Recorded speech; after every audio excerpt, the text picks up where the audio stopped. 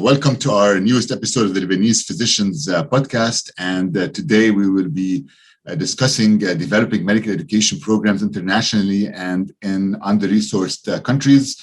And today we have a very special guest who I have worked with closely when I was training at the American University of Beirut, Dr. Thurayya Arayssi. Dr. Arayssi currently is at Weill-Cornell, Qatar, and she's actually a professor of clinical medicine and Senior Associate Dean for Medical Education and Continuing Professional Development in Qatar. Dr. Arayssi was at the American University of Beirut Medical Center initially, where she was Program Director of Internal Medicine, and she was also head of the Rheumatology Division over there. Then she became Assistant Dean for Graduate Medical Education at AUB and subsequently moved to Qatar about 12 years ago as Assistant Dean for GME, and then ascended the ranks to her position currently. And we also have with us Dr. MohammadAli Jardali, who has been with us on the podcast previously, and he is a graduate of the Family Medicine Residency Program at the American University of Beirut Medical Center. I think he just graduated a month and a half ago, and is currently looking for jobs in Lebanon. Welcome to both of you, and it's very exciting to have you, Dr. Arayssi, on the podcast and to see you. I haven't seen you for a long time. Khalil, what a pleasure to reconnect with you after so many years, and congratulations on this amazing podcast, which I've been following actually through social media. It's really very interesting, and I'm very happy to be able to be part of it. Well, Dr. Jardali, so nice to meet you. I've seen your graduation on social media. And congratulations again. I hope you will be able to find a job very quickly. I see that you have a very special, unique background and unique specialties beside medicine. So inshallah, I'm sure that you will be able to find something that fits your needs. So thank you all. But again, it's really an honor to be invited. Yeah, and it's an honor for us to have you here. And just wanted to discuss first, I know you were in the US initially, did your training, worked there for a while.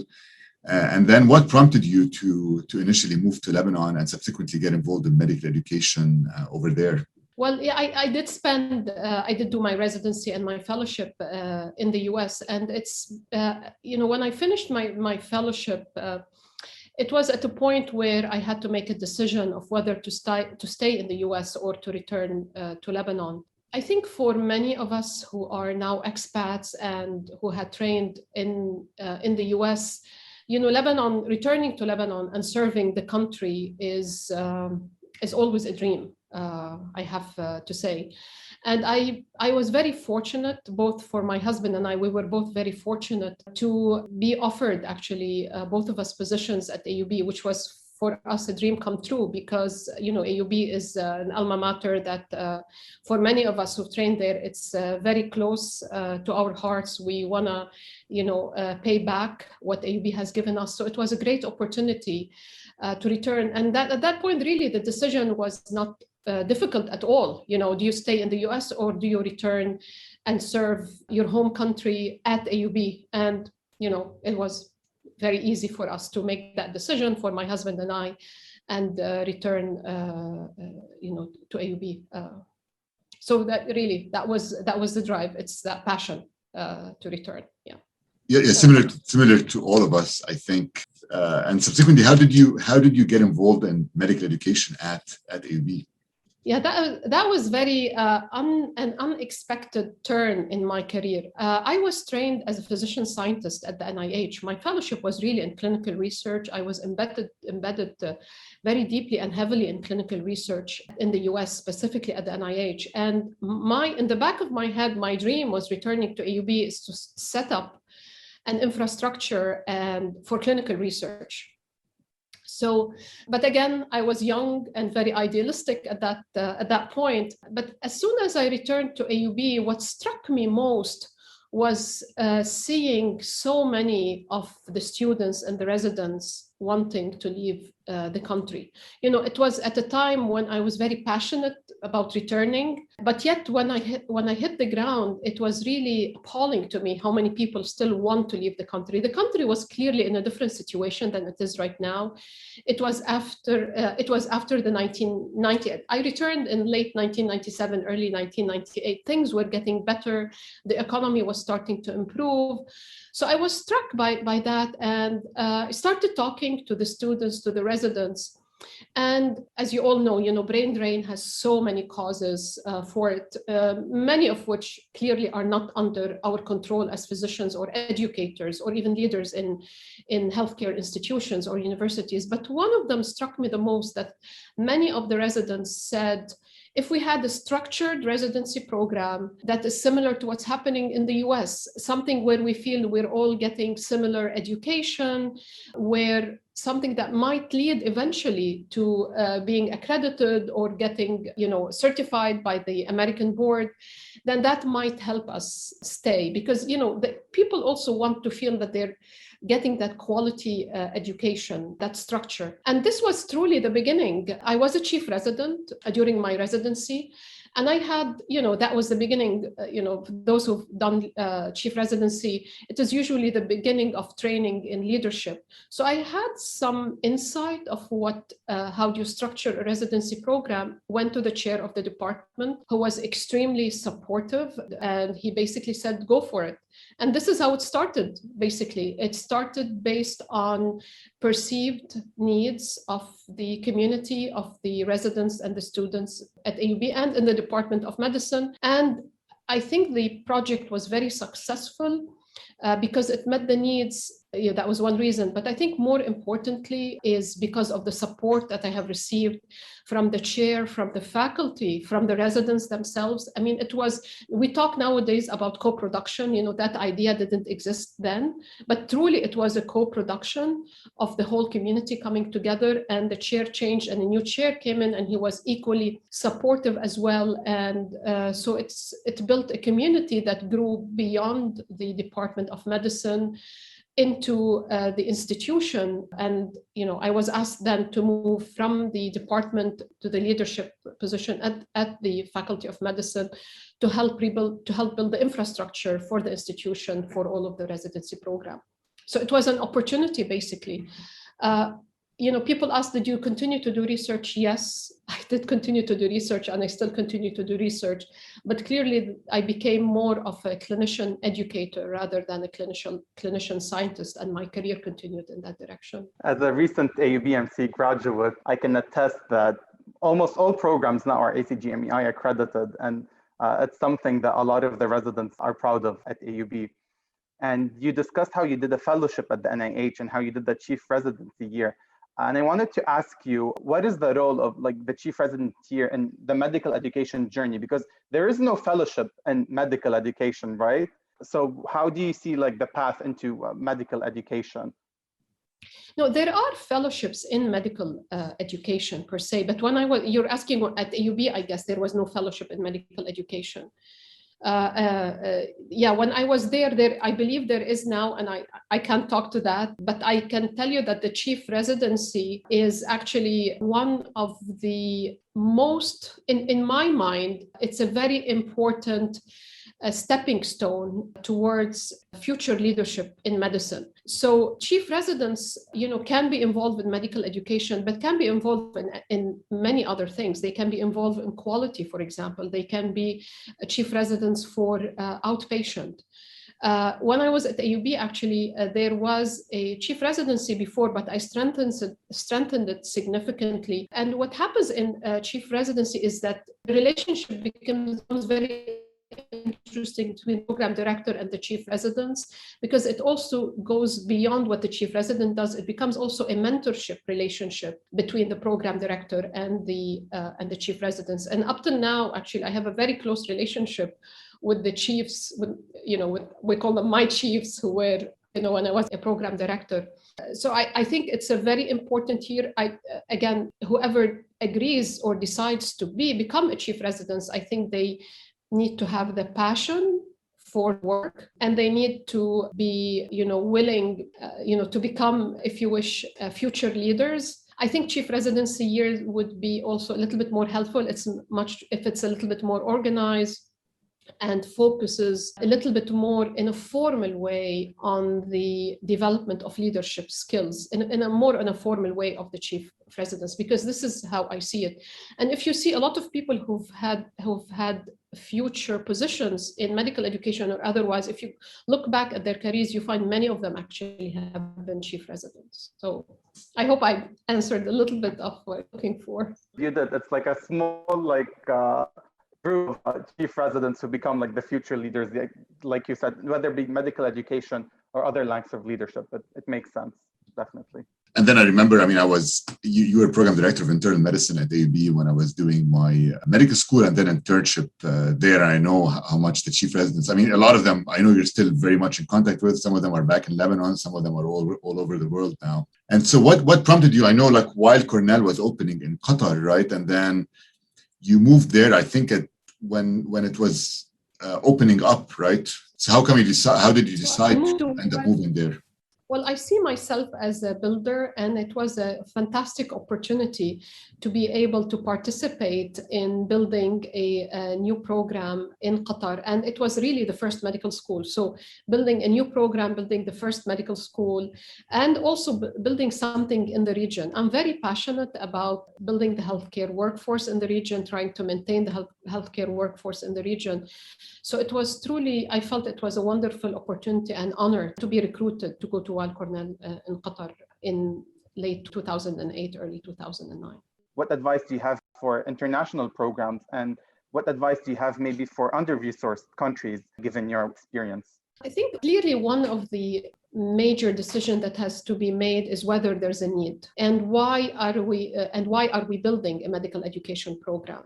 Because the worst thing that could happen is one would be investing in building a program, and then the students or the residents who are graduating are not staying in the country, but they are leaving. And I'm not talking about the situation now in Lebanon. I'm talking in general, of course, because you're producing more physicians than what the country needs. So I think establishing a need for the healthcare workforce is key.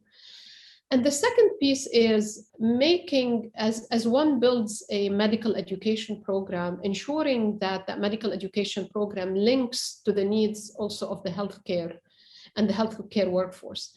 I think, both of you are practicing physicians, and I'm sure you observe the same thing that I observe, which is we continue to see silos between undergraduate medical education, graduate medical education, and continuing professional development.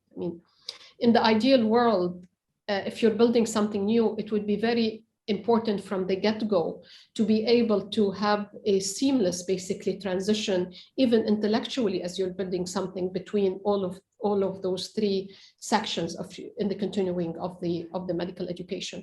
So just to directly answer your question, I think identifying that there is need for more workforce, and ensuring that the students you are graduating, whatever you are teaching them is actually aligned to the needs of the healthcare in the area, in the country, in the region that you are building a new program.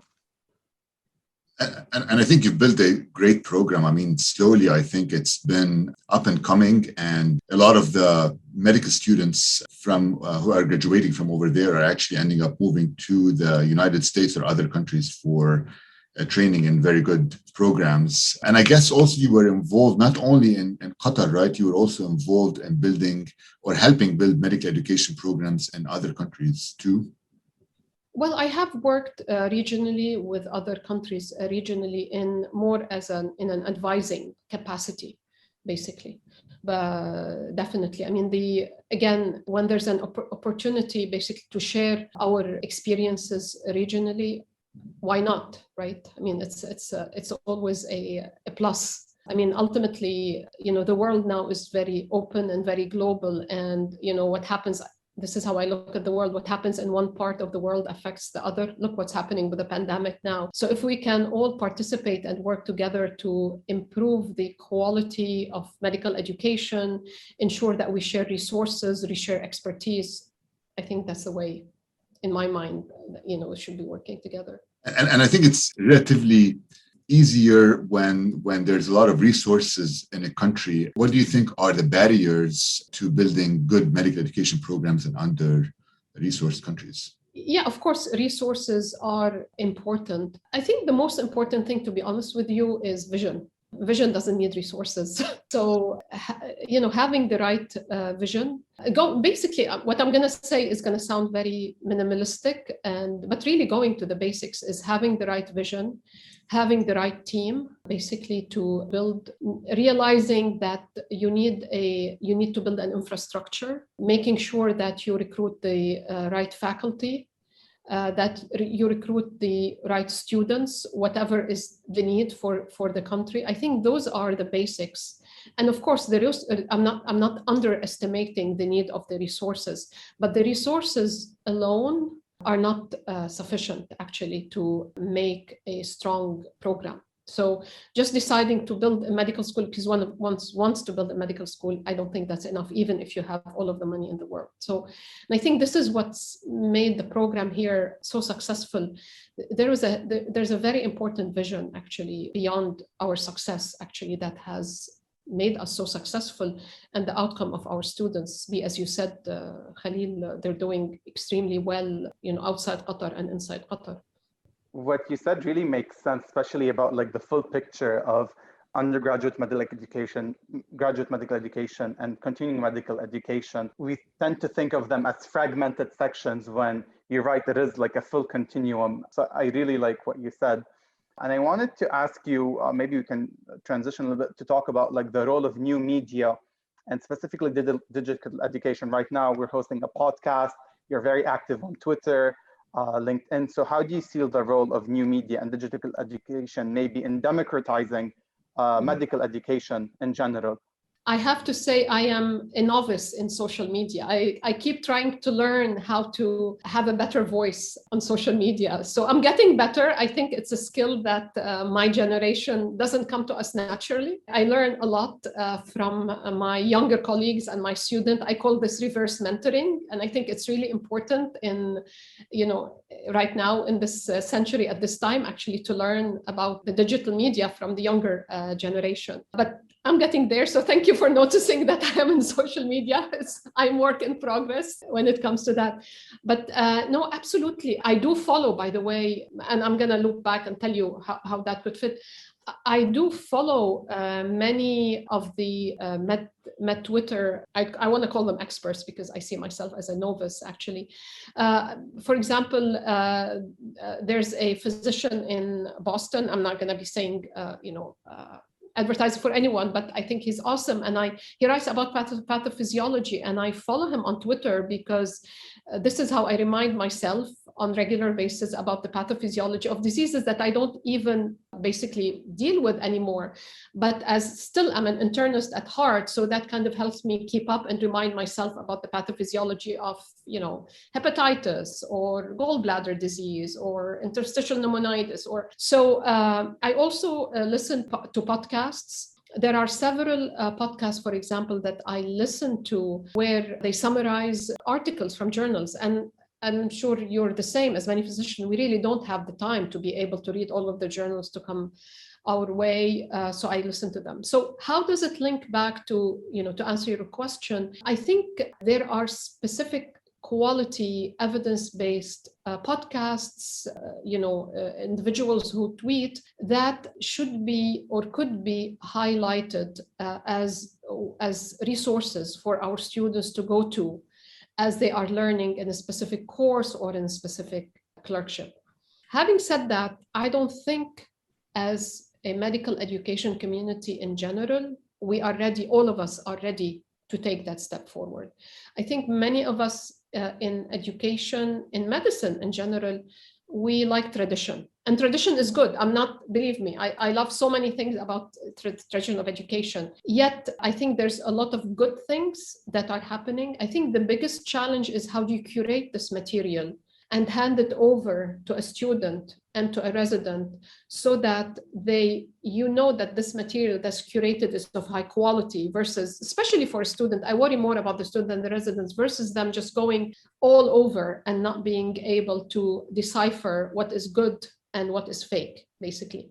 So I think it would be lovely. I mean, that's something that, I've thought about this time, but at some point, but we've never had the opportunity to implement, is having a structured way. How we review journals, having a structured way to review, Twitter tweets, or to review podcasts, or, to say those are peer reviewed, right? And in a very structured way, and then be able to curate them and have them all pulled together in a resource where then they could be a go-to place for our students and our residents. So yes, they're very important, but they have to be of high quality.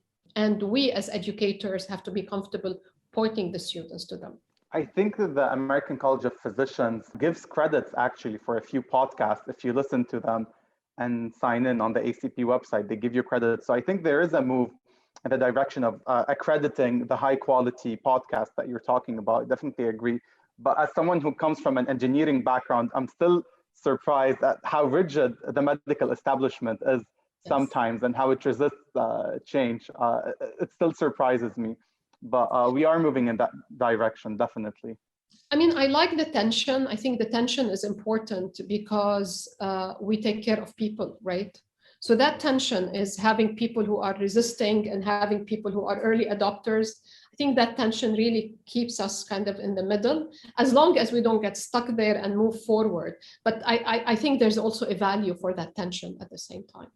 Right. Yeah, and I think, I mean, and you can see how rigid they are, because a lot of the societies in medicine, I think they've been very slow to adopt, let's say, Twitter or LinkedIn, and they have very few followers, but they are building it up over time. And one of the things that came up to me last time I was reading it is that papers that are published and posted on social media or reshared widely actually are cited much more frequently than papers that are not shared as much on social media.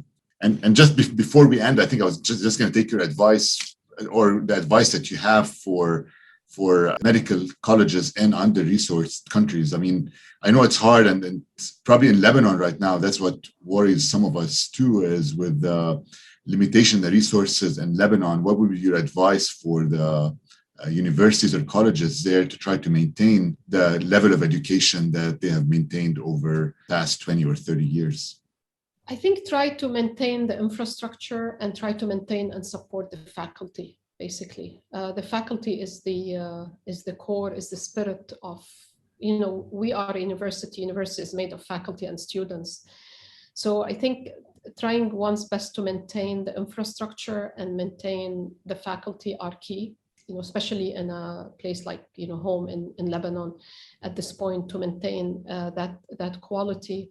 And one, to be very deliberate about always thinking about the quality. It can go to the wayside, but I think, diverting in a very deliberate manner some of the resources towards that, even in under-resourced, there are always going to be decisions made of where do you divert the resources, but also ensuring that the mission of education does not slip.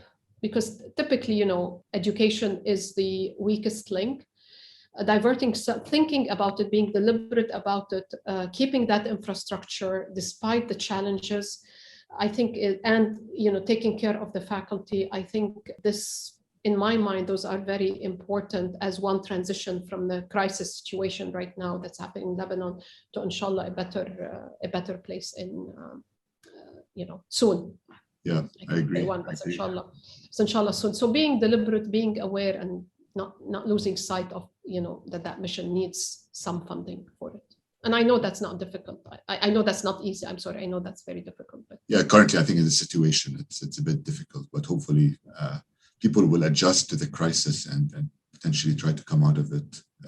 And people who go into education, I think they are passionate about it. They love, they go for it for the mission. As you know, people in education, they're typically not after, generating high income. So realizing that, I think that's also important, because you want to keep those people who will gonna hold that mission and, keep it floating until the situation improves.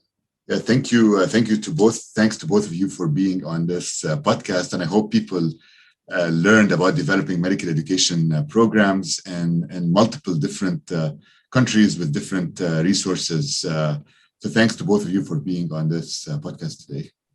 Thank you for having me. It's such a pleasure to have the opportunity to see both of you and chat with both of you on such an important topic. This was great. I learned so much, and I really enjoyed your systems thinking and big picture. It was really good. Thank you.